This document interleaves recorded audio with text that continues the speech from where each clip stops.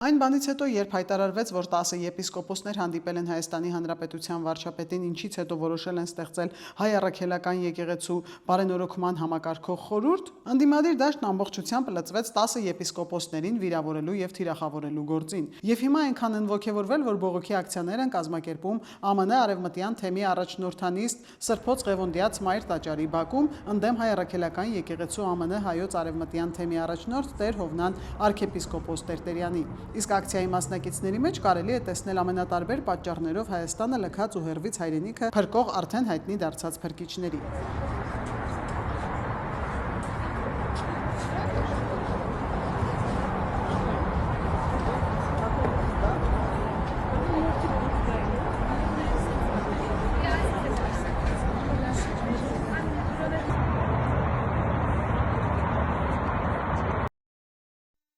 Հավանիչ տեսանյութը եւ բաժանորդագրվիչ նորությունները բաց չթողնելու համար։